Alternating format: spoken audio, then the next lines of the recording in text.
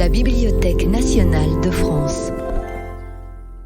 Dans le cadre du cycle Arsenal en lumière, l'historienne Arlette Farge et la conservatrice Fabienne Quéroux reviennent sur l'histoire des archives de la Bastille. Bonsoir. Nous sommes très heureux de vous accueillir ce soir pour cette séance qui prend place dans un cycle que nous avons imaginé pour célébrer le tricentenaire de la naissance du marquis de Pommy, qui est le fondateur de la bibliothèque de l'Arsenal. Et c'est pour nous une occasion d'évoquer l'histoire du lieu et l'histoire de la bibliothèque par une série de conférences, par l'exposition qui vous entoure et par la publication l'année prochaine d'un livre. Et la séance de ce soir est consacrée aux archives de la Bastille, qui sont certainement l'un des fonds les plus connus et les plus riches de la bibliothèque de l'Arsenal. Et nous sommes très honorés d'accueillir pour en parler la grande historienne du XVIIIe siècle, Arlette Farge, que vous connaissez tous et qui a donc exploré ces archives pour en tirer ces magnifiques ouvrages. Et d'ailleurs, dans les vitrines qui se trouvent derrière nous, figurent quelques-uns des documents qu'elle a choisis pour son très émouvant Vies oubliées, publié en 2020. Avant de lui laisser la parole, j'aimerais vous dire quelques mots sur l'histoire du fonds pour vous contextualiser un petit peu la séance de ce soir. En 1840, un jeune employé de la bibliothèque de l'Arsenal, quelque peu désœuvré, s'aventura dans un entresol obscur, rempli d'une masse de papier sale, poussiéreux et en vrac. Il en tira une liasse qu'il examina, et il s'aperçut, à sa grande surprise, qu'il avait en main des lettres de cachet. François Ravesson venait de retrouver les archives de la Bastille, oubliées et négligées depuis plus de 30 ans. Et pendant les 20 ans qui lui restaient à vivre, Ravesson va s'attacher à classer cette masse encore informe. Le catalogue des archives sera finalement terminé et publié en 1892 par un autre historien, Franz Funk-Brentano, et ce fonds constitue encore pour les historiens une source inépuisable. Mais pourquoi et quand les archives de la Bastille sont-elles arrivées à l'Arsenal ? Reportons-nous au XVIIe siècle, sous le règne de Louis XIII, à l'époque où s'élabore l'idée de prison d'État. La Bastille devient une prison placée sous l'autorité directe du secrétaire d'État à la maison du roi, c'est-à-dire une prison où l'on enferme ceux qui ont commis un crime ou un délit jugé dangereux pour la sécurité de l'État, pour la nation même, pour le roi, ou même pour des groupes plus restreints et même jusqu'au niveau d'une famille. Ou encore, c'est une prison pour ceux qui sont des personnages trop en vue pour être enfermés aux côtés de malfaiteurs de droit commun. La Bastille reçoit les prisonniers qui sont incarcérés sur l'ordre du roi. Et précisément, pour juger ce type d'affaires, le roi a créé en 1631 une chambre de justice spéciale dans l'enceinte même de l'Arsenal. Cette chambre concurrence le Parlement et le Châtelet de Paris pour les grands procès criminels. Poison, sorcellerie, crimes de lèse-majesté et de haute trahison, concussion, faux monnayage. Les deux affaires les plus emblématiques qui ont été jugées par cette chambre de l'Arsenal ont eu lieu sous le règne de Louis XIV. Il s'agit du procès de Nicolas Fouquet et de l'affaire des poisons. Et ces séances se tiennent dans une chambre ardente, ainsi nommée car tendue de tentures noires et éclairée par des flambeaux, ce qui donne une mise en scène assez dramatique. Or, ces criminels ou ces accusés de crimes sont enfermés pour leur grande majorité à la Bastille ou bien au donjon de Vincennes qui est lui aussi proche. Sous l'Ancien Régime, la Bastille et l'Arsenal forment un vaste complexe militaire qui s'étend jusqu'à la Seine. La forteresse de la Bastille est incluse dans le mur d'enceinte de Charles V, lequel mur enclôt aussi l'Arsenal. En fait, le tracé de l'enceinte correspond à peu près à celui de l'actuel boulevard Bourdon. De ce côté, le port de l'Arsenal a pris la place des fossés. Et du côté de la Seine, la muraille se trouvait à peu près à l'emplacement de l'actuel boulevard Morland. L'Arsenal communique directement avec la Bastille par une porte qui est située dans l'avant-cour de la forteresse, la cour des casernes. Et du côté des jardins du gouverneur de la Bastille et des jardins de l'Arsenal, il n'y avait qu'une simple grille entre les deux. Il était donc très facile et très sûr de faire passer des prisonniers de la prison à la chambre de justice pour les audiences.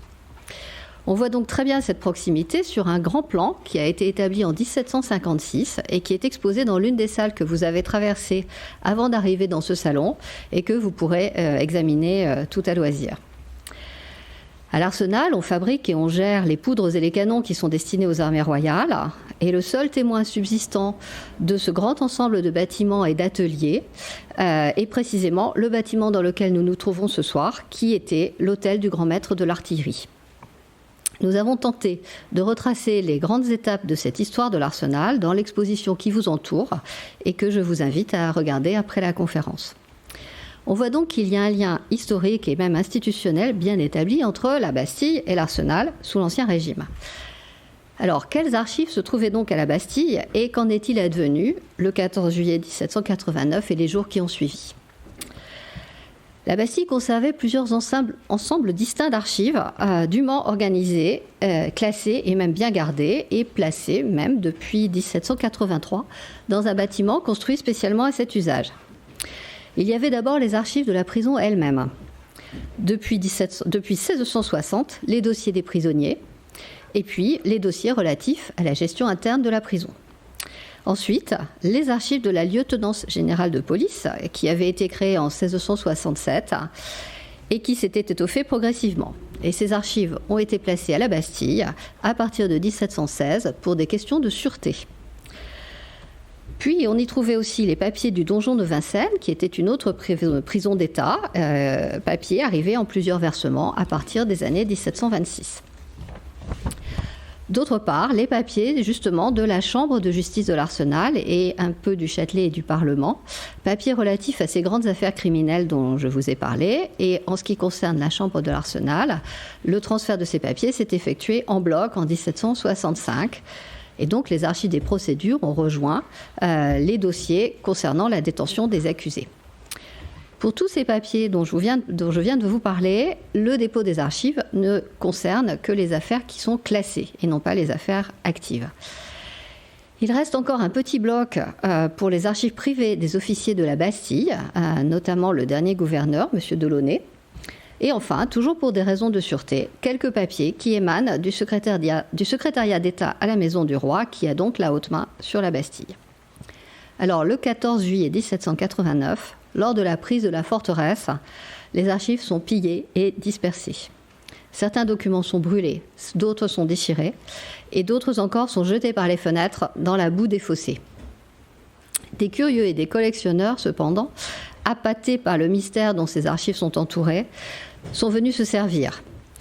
Et les cas les plus connus sont ceux de Beaumarchais, qui a dûment restitué tout ce qu'il avait ramassé, et de Pierre Dubrowski, qui était attaché à l'ambassade de Russie, qui s'est efforcé de rassembler après coup de très nombreux documents, et ces documents partirent avec lui vers la Russie et finirent dans les collections impériales, et ils se trouvent encore aujourd'hui à Saint-Pétersbourg. C'est une fraction significative des archives de la Bastille. Dès le 15 juillet, sur ordre de la ville de Paris, la forteresse est gardée, et on s'efforce d'empêcher ces pillages. Et les jours suivants, la question du sort des archives est très débattue au sein des instances de la ville. Elle suscite en effet, ces archives, un immense intérêt, et l'on s'accorde sur la nécessité de les rassembler et de les préserver pour servir de témoignage historique. Un appel public est lancé aussi à ceux qui ont ramassé des dossiers pour qu'ils les restituent. Et cet appel n'a cependant qu'un succès assez incomplet. Finalement, tous les papiers qui ont été rassemblés ont été déposés au couvent de Saint-Louis-la-Culture, qui correspond aujourd'hui à l'église Saint-Paul, Saint-Louis, rue Saint-Antoine, et au bâtiment du lycée Charlemagne, tout près de la Bastille donc. On nomme un comité qui est chargé d'inventorier les archives, de les analyser et de les rendre publiques. Mais c'est un travail évidemment immense. Et il faut bien dire que les commissaires, qui sont plutôt des politiques que des archivistes, sont assez peu assidus à ce travail. De sorte qu'en 1791, la Commune de Paris décide de confier les archives à la bibliothèque de la ville, qui est située dans les mêmes locaux à Saint-Louis-la-Culture. À cette époque, le bibliothécaire de la ville s'appelle Hubert Pascal Ameillon. Il fait ranger les archives dans un coin assez reculé du dépôt, afin de les préserver de la curiosité publique, et il nomme un archiviste pour s'en occuper, qui commence donc à les lister. Ce même Ameillon, en 1797, est nommé conservateur de la bibliothèque de l'Arsenal. La bibliothèque, à cette époque, est la deuxième bibliothèque en richesse, en qualité des collections, après la bibliothèque royale. Elle a été formée par le marquis de Pommy, qui s'est installé dans l'hôtel des grands maîtres de l'artillerie en 1756, et qui est le plus grand bibliophile de son temps. En 1785, la bibliothèque a été vendue au comte d'Artois, le frère de Louis XVI. Et elle a été saisie au moment de la Révolution comme bien d'émigrés, puisque Artois a émigré dès le 17 juillet 89. Et elle est devenue publique en l'an 5. Ameillon a reçu la permission d'enrichir les fonds de la bibliothèque de l'Arsenal en puisant dans les dépôts littéraires constitués par les bibliothèques confisquées. Et c'est ainsi qu'il fait transférer à l'Arsenal les archives de la Bastille dès 1798. Et ces archives, eh bien, elles restent entassées et elles restent en désordre. Parce que il faut pour l'équipe qui travaille à l'époque, l'équipe de bibliothécaires qui travaille à l'époque à l'Arsenal, eh bien, il faut absorber ces énormes accroissements qui ont eu lieu pendant la Révolution par les saisies révolutionnaires. Et puis il faut bien dire que à partir des années 1800, 1804, surtout 1805, eh bien et la Restauration, le contexte est très peu favorable à l'exploitation et à l'exploration des archives de la Bastille, le contexte politique, j'entends. Si bien qu'aucun travail n'a encore été entrepris en 1840 jusqu'en 1840, à l'époque donc où la curiosité de François Ravesson a remis les archives au jour. Et aujourd'hui, le travail de la bibliothèque se poursuit encore sur ce fond emblématique. En effet, il reste beaucoup à faire encore pour la préservation matérielle de ces archives et pour leur restauration. Il y a eu un travail de reproduction systématique qui a été entamé il y a des années déjà, d'abord par la technique du microfilm et puis à présent par la numérisation. On peut donc consulter de nombreux dossiers qui sont accessibles par l'intermédiaire de la bibliothèque numérique de la BNF, Gallica. Et puis, compte tenu des tribulations des archives, on trouve encore sur ces papiers des traces de la boue des fossés, des déchirures, occasionnellement même dans les boîtes des plumes de pigeons. Et donc, il y a depuis des années un très grand chantier de préservation et de consolidation qui a été entrepris et poursuivi patiemment par l'équipe de l'Arsenal, peu à peu, avec le concours de notre atelier de restauration, et qui doit encore durer plusieurs années. Donc vous voyez que le travail n'est pas fini et peut-être qu'il n'y a guère que dans une institution de la taille de la BNF que l'on peut se permettre de mener des chantiers comme ça qui durent depuis 20 ans et qui dureront peut-être encore 20 ans. J'espère un peu moins, mais qui vont durer encore un certain temps. Et donc, à l'issue de la conférence, vous êtes invités à visiter les espaces patrimoniaux de la bibliothèque que nous avons ouverts de ce côté-ci, notamment le salon de musique. Et dans ces espaces patrimoniaux, vous rencontrerez 3 conservatrices qui vont vous montrer des dossiers extraits des archives de la Bastille qu'elles ont donc choisis pour vous en raconter l'histoire, pour vous montrer à quoi ressemblent ces dossiers, à quel point ils sont divers, et pour vous montrer surtout leur matérialité. Parce que la matérialité de l'archive, c'est quelque chose qui est fondamentalement important pour interpréter un document, et je crois qu'aucune reproduction ne parviendra jamais à en rendre compte. Et donc, voilà, la bibliothèque de l'Arsenal, qui a été un témoin de la Révolution française, conserve aujourd'hui la mémoire de la Bastille, mais c'est là une autre histoire, et surtout, il est temps pour moi de laisser la parole à l'historienne Arlette Farge. Merci beaucoup.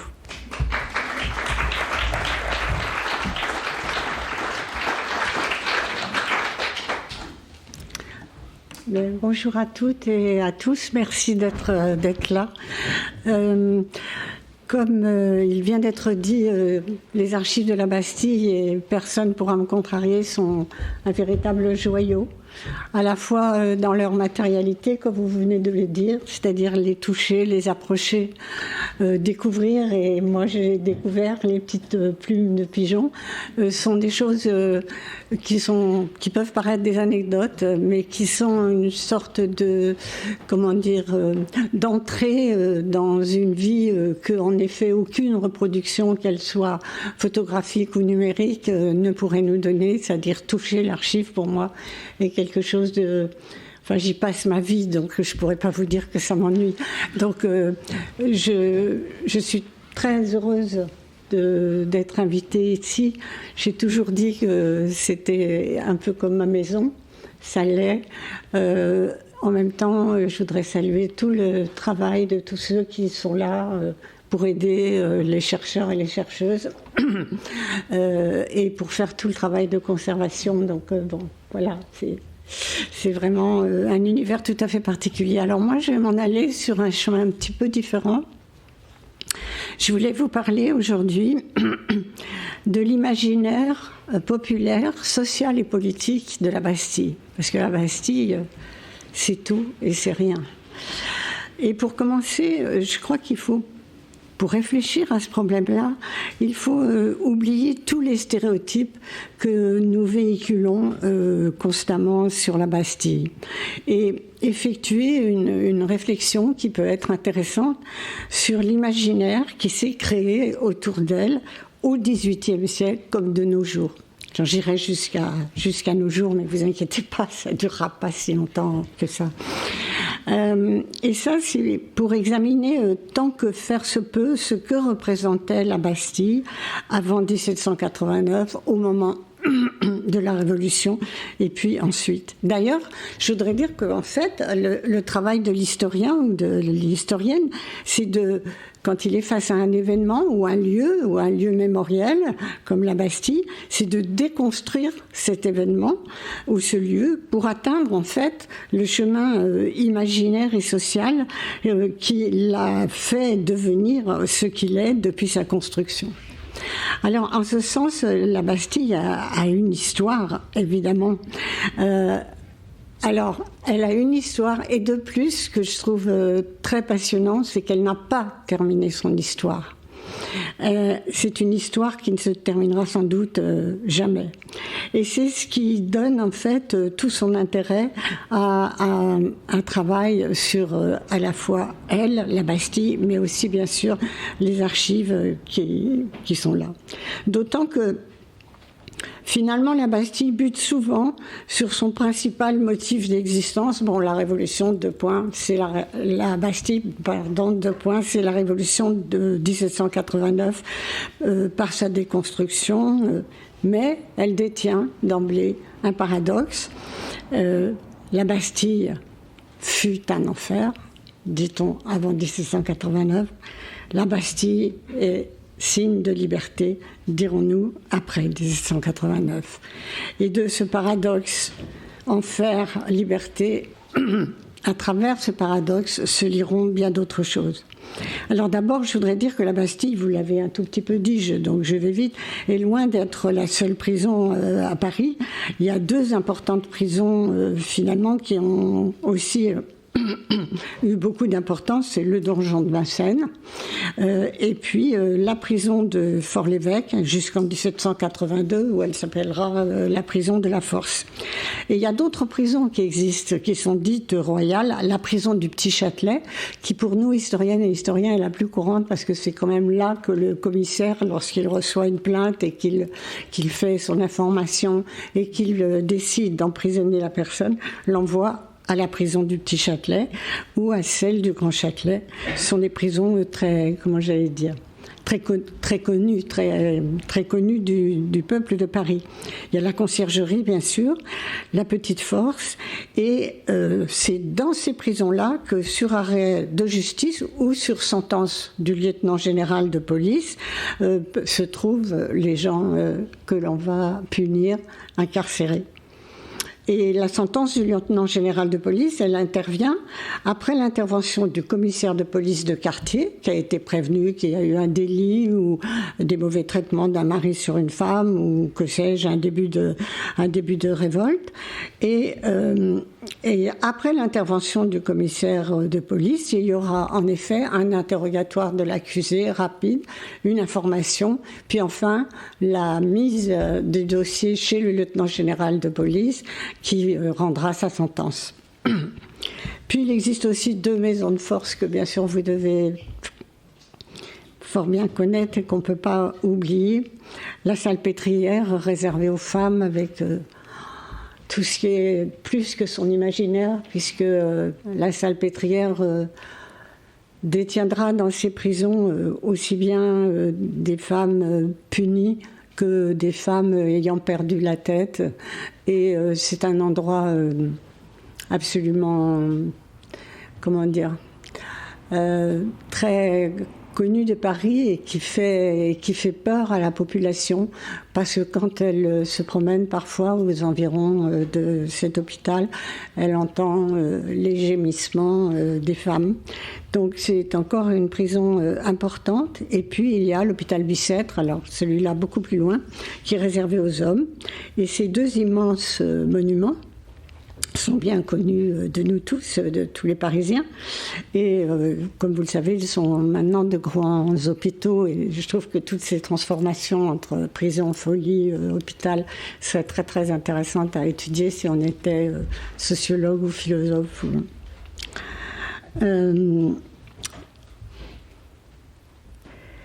Et en même temps, il y a encore quelques lieux d'enfermement qui sont beaucoup plus particuliers parce qu'ils sont réservés à une population plus aisée. Ce sont en fait des couvents qui servent de lieu de détention pour des familles aisées. C'est-à-dire la plupart du temps, il s'agit d'un mari. C'est jamais les épouses. Il s'agit d'un mari qui n'est pas très satisfait de sa femme pour des tas de raisons. Ça peut être adultérin, infidélité ou mauvaise conduite. Et on envoie ces femmes dans des couvents. Il y en a plusieurs. Les Madelonnettes, qui sont les plus connues, Sainte-Pélagie, et puis les filles de Saint-Michel et de Saint-Valéry. Et il y a évidemment plus de confort. Mais dans ces archives-là, que j'ai eu la chance aussi de lire, on a les lettres qui ont été conservées, des femmes qui sont là, qui sont d'un milieu assez aisé, qui soit écrivent à leurs amants, soit reçoivent des lettres de leur mari qui demandent qu'elles soient de plus en plus punies, qu'on ne leur donne pas à boire de vin, par exemple, jamais, d'avoir très peu de pain, etc. Donc c'est contradictoire là aussi, puisqu'il s'agit de milieux très aisés. Et les punitions des Madelonnettes sont aussi des punitions que l'histoire a gardées dans sa tête. Alors, bien sûr, dans tout ça, la Bastille, elle garde la première place dans l'esprit des citoyens parisiens. Et c'est elle qu'on appelle d'abord, on l'appelle comme ça au début, le château d'ordre du roi. Ce qui veut bien dire, il y a château et roi, ce qui veut bien dire l'importance que cette prison a, c'est-à-dire elle est sous l'autorité immédiate du roi, sans qu'il y ait besoin de passer par aucun commissaire de police ou lieutenant général de police, c'est le roi qui donne un ordre. C'est très important. Et c'est sur ordre du roi qu'on rentre à la Bastille. Mais malgré tout, bien des lettres de cachet pour simple affaire de police y ont été délivrées. Et le roi, par exemple, s'il sent qu'on l'a prévenu qu'il va y avoir des attroupements ou des associations d'ouvriers qui risquent d'être tumultueuses, le roi se souvent servi de son ordre du roi pour faire incarcérer sans aucune interrogatoire, sans aucune information judiciaire, ce genre de trouble.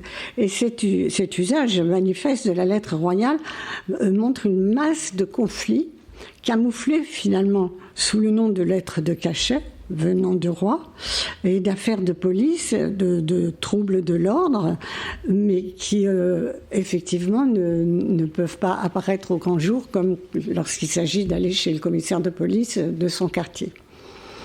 Il y a un document conservé dans les archives de la Bastille qui permet de comprendre très bien ces décisions de police. C'est un registre bien connu, c'est le registre de l'inspecteur Pousseau. C'est un inspecteur de police qui a travaillé justement de 1738 à 1754, une grande partie du XVIIIe siècle, et il est chargé du quartier des Halles, ce qui n'est pas insignifiant. Et il enregistre par ordre alphabétique toutes les arrestations effectuées sous son autorité.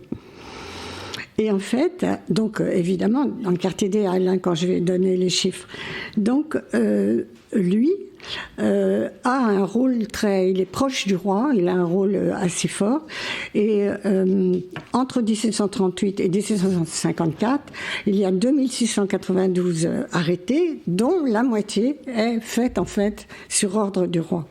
Donc, à chaque fois, au XVIIIe siècle, que s'avance le siècle, il y a à la fois des lois, des conditions, des améliorations ou au contraire des restrictions plus grandes, mais c'est jamais, si vous voulez, de façon linéaire. C'est toujours parce que, bon, l'inspecteur Pousseau a une certaine relation avec le roi qu'il va pouvoir disposer de l'ordre du roi, alors que ça appartient au roi et ça appartient vraiment... même, j'allais dire, au corps du roi, on verra plus tard pourquoi. Et il agit en agent direct du roi, il se sert des plaintes, c'est vraiment très, très important parce que, en même temps, on y trouve une population, c'est la population la plus miséreuse. On y trouve, dans ces chiffres que je vous ai donnés, ce qu'on appelle à l'époque, parce que maintenant on ne le dit plus, des filous, des soldats, la soldatesque très souvent mise en prison sur ordre du roi. Et puis c'est une houle, une foule de malandrins, de mendiants, de malheureux, de prostituées aussi. Et c'est important de savoir qu'en même temps, cet inspecteur et ceux qui travaillent avec lui, c'est l'image d'un Paris capté dans ses nuits. C'est à travers les nuits, à travers la vie dans les auberges, dans les tavernes, à travers la foule de gens souvent connus par la police, que effectivement se passent ces arrestations qui se font de nuit, parce que vous savez la différence entre le jour et la nuit au XVIIIe siècle. À 3 heures du matin, déjà, les gens arrivent de la campagne pour Paris et la nuit ne finit jamais. Donc, Paris capté dans ces nuits, c'est effectivement un trésor pour la police et les inspecteurs. Il faut dire aussi qu'il y a une volonté du roi de mettre beaucoup d'ordre, évidemment, dans la cité, et en même temps, le nombre de prisonniers à la Bastille n'atteindra jamais des chiffres incommensurables, parce que je sais pas, on peut imaginer, étant donné cette forteresse, qu'il y aurait énormément de prisonniers, mais en fait, sous Louis XV, par exemple, il y en a 2000, puis petit à petit, sous la Régence ensuite, et puis beaucoup plus tard, sous le roi Louis XV, on n'en trouvera que 310, ce qui expliquera ce fameux mystère, pourquoi ils ont pris la Bastille, puisqu'il n'y avait que 7 prisonniers dedans. Mais ce n'est pas le problème qu'il y avait 7 prisonniers dedans, c'est le problème de ce que représentait la Bastille et de ce qu'était son imaginaire. Alors je crois qu'il est important de comprendre maintenant comment l'opinion publique du XVIIIe siècle imaginait, pensait et s'inquiétait de la Bastille. Pour comprendre cela, il y a des dossiers ici qui sont absolument... qui donnent énormément de renseignements, qui sont passionnants, qui s'appellent les gastins de la police secrète. Et ces gastins se sont écrits par ce qu'on appelle des mouches ou des mouchards, qui sont en fait des hommes de police déguisés, bien sûr, pour pas qu'on les reconnaisse, qui participent à tous les repas dans les tavernes, aux beuveries dont ils savent qu'elles vont avoir lieu, au tumulte, au tumulte dans les foires, sur les boulevards, dans les théâtres qui étaient sur la promenade des boulevards. Et en fait, ils ont ce rôle absolument extraordinaire. C'est une source merveilleuse que moi j'ai beaucoup utilisée pour comprendre exactement la vie des gens. C'est que il s'y dit tellement de choses, c'est-à-dire ils écoutent les conversations et ils les notent. Donc, ils écrivent ce qui se dit. Donc, c'est pas très facile à lire, pas très facile à déchiffrer non plus. Et en fait, leur travail, c'est absolument étonnant, parce que ce sont plein de tout petits événements. Ça peut être des rumeurs, ça peut être, enfin ça, les rumeurs, on sait ce que c'est, mais là, ça peut être des rumeurs, des choses fausses, des accusations, mais elles sont toutes notées. Et elles sont livrées après, c'est Gastin de la police secrète, au lieutenant général de police, qui, en fait, tous les mardis matins, va voir le roi à Versailles et lui raconte ces rumeurs. Alors vous voyez le nombre de déformations que ça peut faire entre ce que quelqu'un a dit, qui a été entendu par une mouche, qui l'a dit au lieutenant général de police, il va le dire au roi. Ça, c'est en tout cas quelque chose d'extrêmement étonnant, mais dont le roi est extrêmement friand. Et Louis XV avait cette formule assez terrible. Il disait « Ah, c'est mardi matin, je vais entendre le coassement des grenouilles ». Alors, on comprend. Donc, le peuple sont les grenouilles, elles coassent, et il va entendre tous les mardis matins le coassement des grenouilles. La vie des prisons, les exécutions en place de grève, la peur face aux commissaires de police, les récits dont je parlais tout à l'heure, soit sur les Madelonnettes, sont une grande ombre, en fait, dont on ose à peine parler. On parle facilement du Petit Châtelet, du Grand Châtelet, mais de ces prisons plus cachées, plus mystérieuses, on parle peu. Par contre, parler de la Bastille est un des sujets les plus importants qui puissent être relevés et sur lequel il est vraiment intéressant de s'interroger de façon très précise. Car le peuple sait que s'il doit être emprisonné, ce sera plutôt au Châtelet qu'à la Bastille. Alors il n'a pas vraiment peur pour lui, mais il a constaté qu'une grande partie des prisonniers font partie de la noblesse, souvent des littérateurs, des jansénistes bien sûr, des écrivains. Combien d'écrivains ont été enfermés à la Bastille? Donc au départ, la peur populaire n'est pas grande de partir à la Bastille, car on sait que c'est là où vont plutôt une population visée, parce qu'elle est considérée comme dangereuse, visée par le roi, mais qui n'a rien à voir avec la population. Mais en plus, il faut savoir que tout ce qui se passe à la Bastille a un côté, en tout cas par exemple, quand un prisonnier décède à la Bastille, il y a une cérémonie, ce qui n'existe pas dans les autres prisons, cérémonie très simple, c'est-à-dire que il y a des guichetiers qui sont là pour porter le cercueil et il y a les membres de l'état-major de la Bastille pour accompagner la cérémonie, ce qui n'existe absolument pas dans aucune autre prison où le corps en fait n'échappe que de la prison que pour la route du tombeau, comme écrit Louis-Sébastien Mercier dans le tableau de Paris. Et malgré la distance sociale qui existe justement entre les embastillés et les autres prisons, il n'en reste pas moins que cette prison n'est pas ignorée, mais elle est le symbole même, non seulement de la puissance royale, mais de son corps. Elle est, si vous voulez, quelque part, le corps du roi qui décide lui-même que telle ou telle personne va être emprisonnée parce qu'elle est dangereuse, et ça entraîne effectivement quelque chose entre l'effroi et la sacralisation effectivement de la Bastille. Effrayante et sacralisée, corps du roi et bien sûr frayeur immense d'y entrer. curieusement, pendant longtemps, la mémoire historienne, celle des historiens, pendant longtemps, la mémoire historienne, pourtant c'est très important, oubliera à quel point la Bastille a connu des ordres du roi pour des raisons tout à fait particulières. Et là, il y a aussi des sources merveilleuses ici, qui sont des demandes d'enfermement de famille.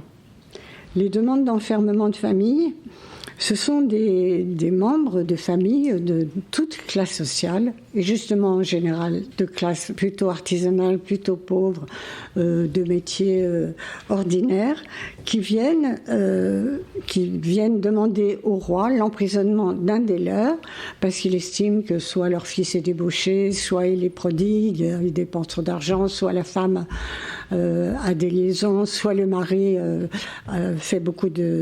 commet beaucoup de mauvais traitements contre sa femme. Et cette histoire des demandes de famille est très, très particulière, parce que l'histoire, j'entends l'histoire assez récente, n'avait pas tellement réalisé le poids, en fait, de ces lettres de cachet du roi sur demande d'enfermement de famille.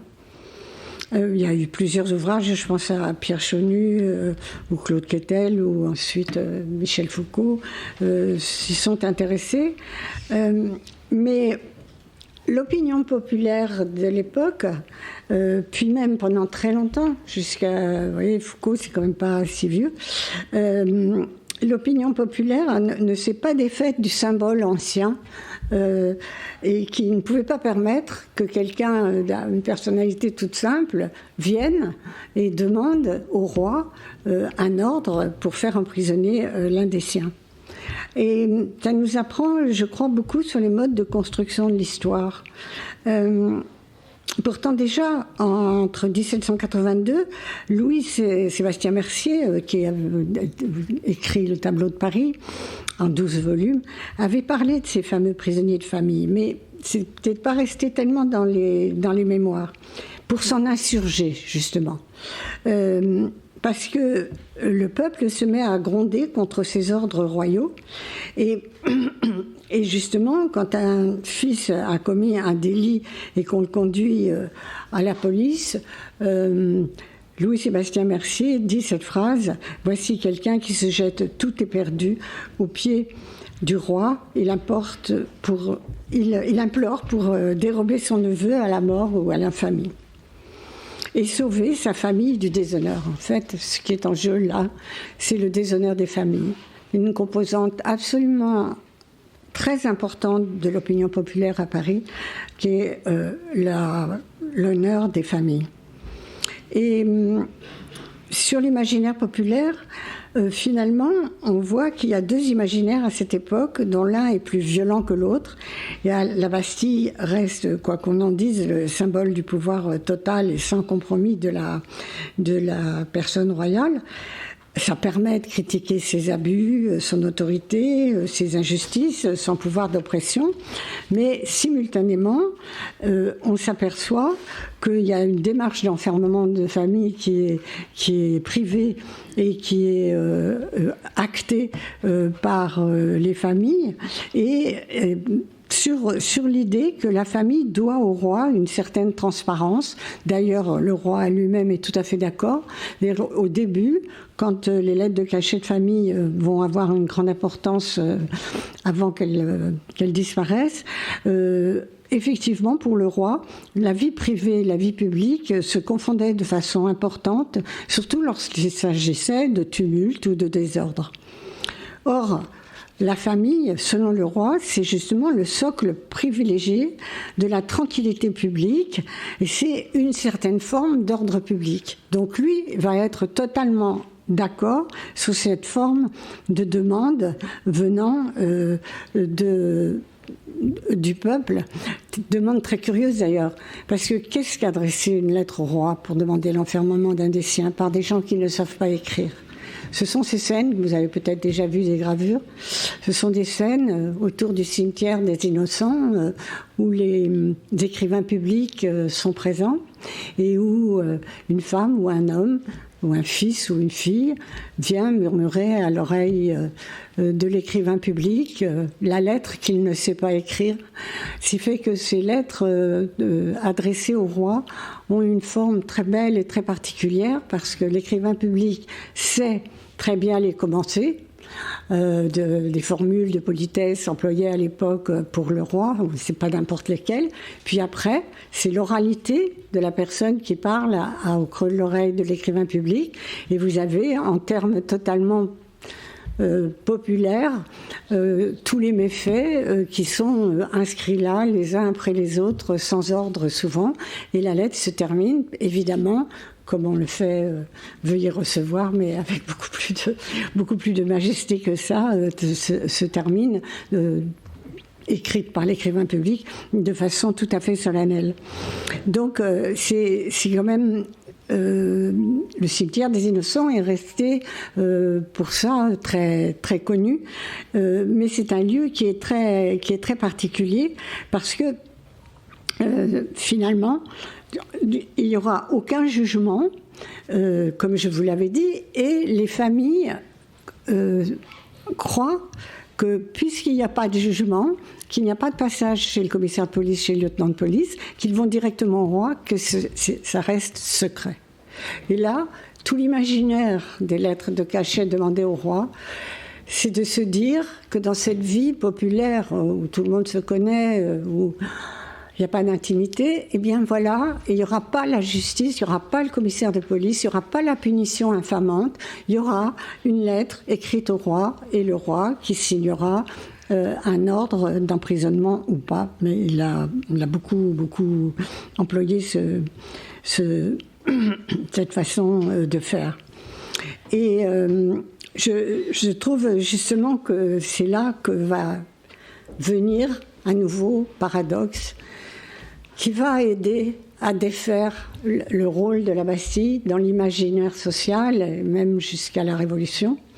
C'est que quand la famille s'adresse au roi plutôt qu'au commissaire, qu'elle désire le secret, qu'elle le croit présent, qu'elle se croit protégée complètement, en fait, ce secret ne peut pas exister.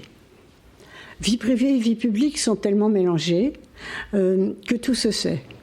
Et que personne ne peut faire une adresse au roi auprès d'un écrivain public sans que tout le monde le sache, bien sûr. Et finalement, en plus, parfois, par erreur ou peut-être par un sentiment de croire que tout est possible, ces lettres sont signées aussi par des membres de la famille ou des voisins et des voisines, et parfois même par le prêtre de la paroisse. Ainsi vit un espèce de paradoxe énorme, c'est-à-dire le secret, ce secret dit au corps du roi, qui ne sera jamais un secret, et qui va devenir quelque chose d'extrêmement encombrant pour la police et la lieutenant générale de police, tellement il y en a. Il y a une saturation absolument énorme qui se fait parce qu'il y a des demandes d'enfermement de famille, plus que quotidiennes. Enfin, les registres de demandes d'enfermement de famille sont particulièrement passionnants parce que c'est comme ça qu'on saisit. Alors, c'est vrai ou c'est faux, hein, ça, je voudrais dire, c'est toujours pareil, quand on travaille dans les archives de police, on sait très bien qu'il y a des choses qui sont dites qui ne sont pas vraies, donc nous, historiens ou historiennes, on est obligés de travailler à travers ce qui peut être vraisemblable, mais sans dire que nous disons la vérité. Il ne faut jamais croire qu'un historien peut dire la vérité avec un grand V s'il travaille sur des archives de police, parce qu'il travaille sur un terrain déjà formaté, avec des interrogatoires qui sont formatés aussi, donc les réponses sont attendues. Donc il faut tout un travail de connaissance, de déchiffrage, et puis d'immersion, c'est ça qui est intéressant dans ces archives, pour mieux comprendre en fait finalement que justement l'absence de vie privée dans le quartier empêche ce secret de tenir, et en plus encombre absolument toute l'administration. Enfin, ça ne se disait pas à l'époque le mot administration, mais je l'emploie. Donc En fait, la lettre, elle est remplie de détails, comme je vous le disais, et les demandes d'enfermement de famille sont aussi extrêmement intéressantes parce qu'elles contiennent après des lettres. Il y a des parents qui ont des remords d'avoir mis leur enfant ou leur femme en prison. Et donc, les dossiers d'enfermement de famille sont remplis aussi d'un courrier de correspondance, soit celui, vous savez, les jeunes qui étaient demandés, à qui on disait par ordre du roi de partir en prison. Ils allaient parfois dans les îles, ils étaient exilés très loin. Et donc il y a des lettres dans ces dossiers, encore maintenant, de fils disant à leurs parents que maintenant ils sont plus comme ça, etc. Donc c'est un matériau, je ne sais pas comment vous le décrire mieux que ce que je fais, parce qu'après il faut le voir, il faut le lire. Comme vous disiez, c'est souvent déchiré, maculé, mal écrit, phonétique. Mais c'est ça qui fait que c'est leur vie qui est là. Et c'est ça qui provoque l'émotion sans laquelle, je crois, un historien ne peut jamais pouvoir travailler. Et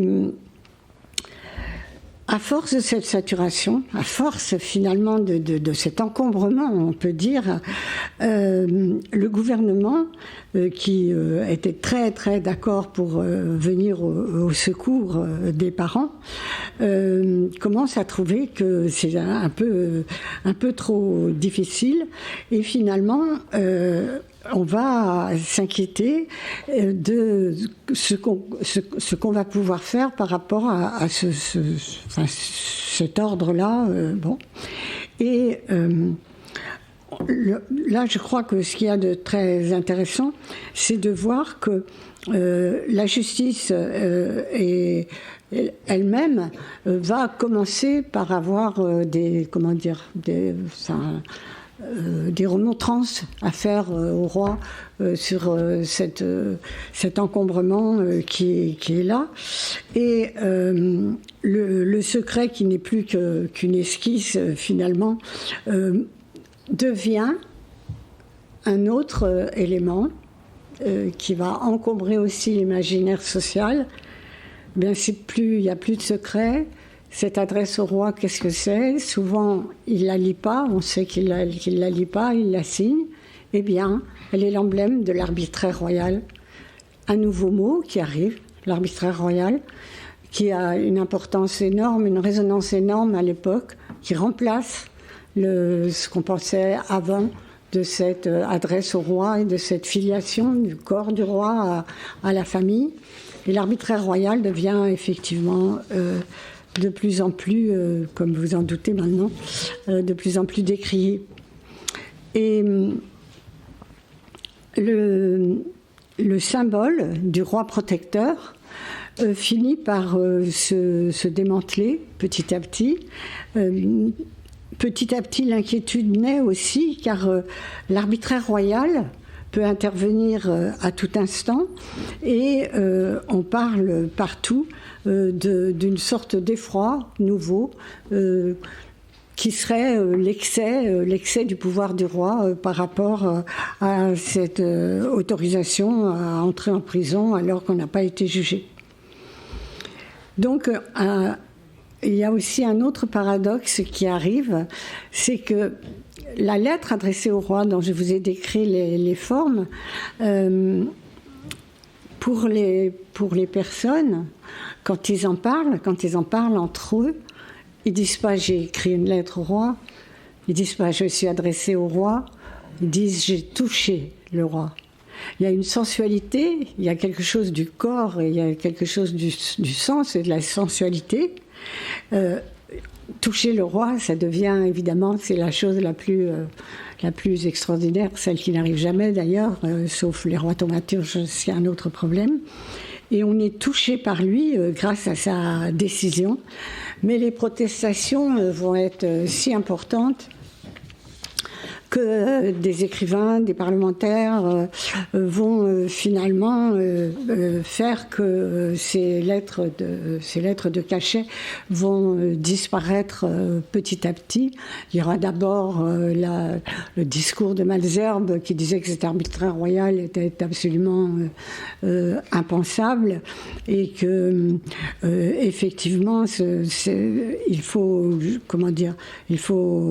il faut cesser avec ça, et on viendra en fait auprès de la lieutenance de police faire du tumulte, des petites émeutes, etc., qui annoncent des bruits qui seront plus tard la révolution. Mais j'explique pas la révolution que par ça. Moi, je suis partie que des archives de la Bastille, d'un secteur bien précis. Je dis pas que la révolution, c'est à cause des lettres de cachet de famille. Je prends cet exemple-là pour décortiquer et déconstruire les imaginaires. Mais en fait, évidemment que la révolution n'est pas venue que pour cela. Et quand je disais tout à l'heure que une fois la révolution terminée, l'histoire de la Bastille continue. Elle continue de nos jours. Petit à petit, elle sera un symbole politique très fort. On viendra y célébrer des événements, des commémorations, les bals du 14 juillet. On viendra aussi manifester. On fera le trajet République-Bastille. On viendra défiler. On viendra se révolter contre les politiques considérées comme néfastes et arbitraires aussi. Le mot est quelquefois employé. Les syndicats, les mondes ouvriers en feront leur trajet de revendication. Et on ne peut oublier, je crois, le millier de personnes qui défilèrent au moment où, en 2002, où se précisait un match électoral entre Chirac et Le Pen, et que Jospin s'était retiré, et qu'un million de personnes sont parties à la Bastille pour dire entre le désespoir et leur effroi. Son histoire ne se termine d'ailleurs jamais, car son paradoxe reste vivant. C'est un lieu d'oppression et d'autorité non supportable, c'est un lieu de libération associé à 1789. Les deux ensemble.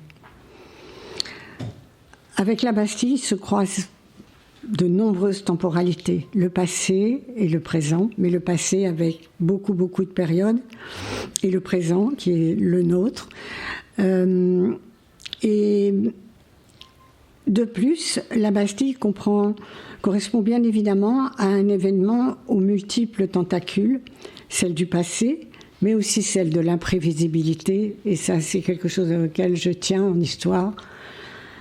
La destruction de la Bastille était totalement imprévisible le 13 juillet 1789. L'histoire est d'ailleurs imprévisible. C'est aussi une de ses forces.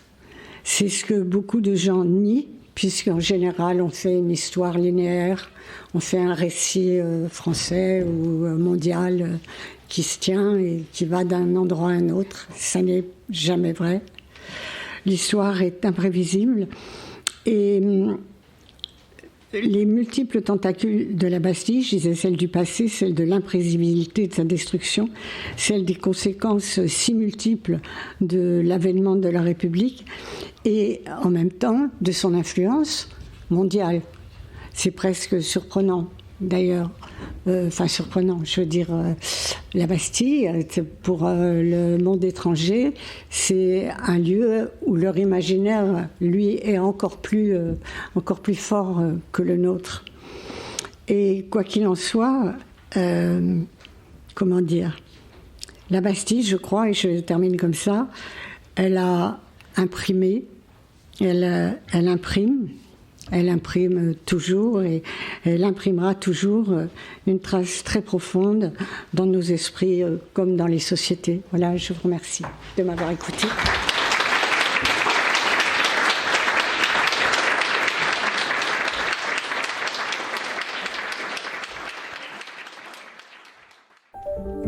Vous venez d'écouter un podcast de la Bibliothèque nationale de France. Retrouvez les conférences, rencontres et créations de la BNF sur toutes les plateformes de podcast ainsi que sur le site bnf.fr.